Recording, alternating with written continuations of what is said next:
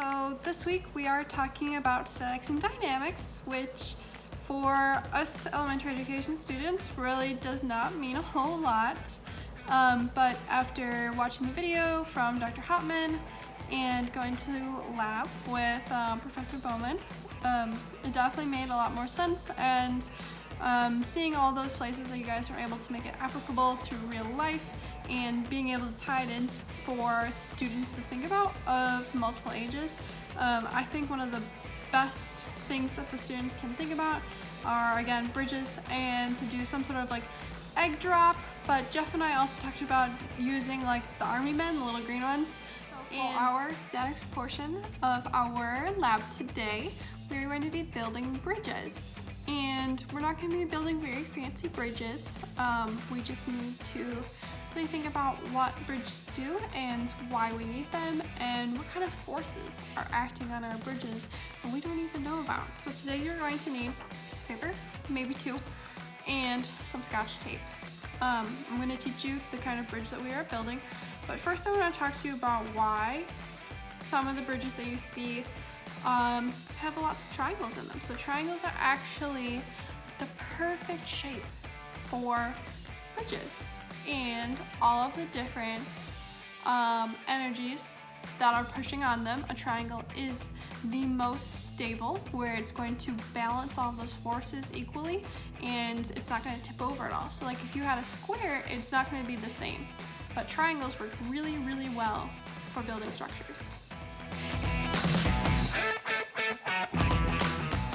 That it makes these little zigzags.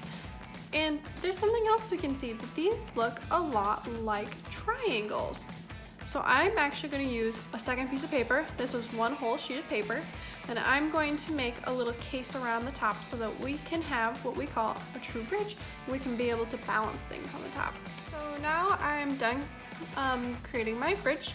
So this is our accordion fold that we made before. It's on the bottom, and then I taped the edges together with this short piece of paper, and this is just kind of like our roadway. So if we imagine cars going along, this is where that they would go, and this would be our structure keeping our bridge from maybe collapsing. So now this is how I have my bridge set up. So this is my bridge with our roadway on top, and I have two books that are about the same width, and I have them just a little bit just towards the end. And then I have a bunch of nickels. So I am going to add my nickels onto my bridge just to see how much weight it can handle before it were to collapse. So I brought my scale back out. I'm going to let it turn on quick. And let's see, it says 0. So a nickel weighs approximately 5 grams, give or take a couple hundredths of a gram. So that is really good to know when we're adding these onto our bridge. So then we can see how much weight we put on there.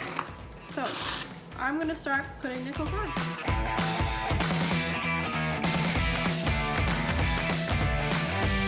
As you saw in the picture, my bridge did collapse, but it collapsed after 32 nickels. And I did the math, and that is 160 grams of weight that my little bridge was able to hold. So if I found something that was 160 grams in my house, you can measure it on your scale and put it on there. It should be able to hold anything less than that. So when people are building bridges in real life, they have to take those things into accountability and maybe make their structures either better or maybe enforce on our little triangles a little bit more than before, maybe make them thicker so they aren't able to bend as easily. And all of our people out there building bridges, our engineers, our construction workers, are all taking that into account when they're building these big structures, because we don't want any bridge to collapse. That could be really bad. Now for the idea of dynamics. So statics and dynamics go hand in hand together usually. So statics is when something is not moving. It's staying static, it stays in one place, lots of S's. And dynamics is when something's moving and there's forces upon it. All portion of our lab, we are going to be making parachutes, and we're not doing an egg drop per se, but we're going to be dropping little army men by making them parachutes, and we just want to make sure that our parachutes are working. So Miss V isn't actually going to demonstrate this one for you. I know that you guys are completely capable of making a parachute for your Army man or woman, and you can use whatever materials you find. If you're at home, you can use whatever materials you have at home. I know that like plastic bags work really well, string, fishing line, maybe you have twist ties from like bread or chip bags. Anything will work. We just want to make a parachute that is going to help our guy come down to earth a little slower than he would have otherwise. I know paper works great. There are many different designs online if you want to try some of those. But I want you guys to come back to me and send me pictures of what you've come up with for your design. And if you can, take a video of you dropping it from home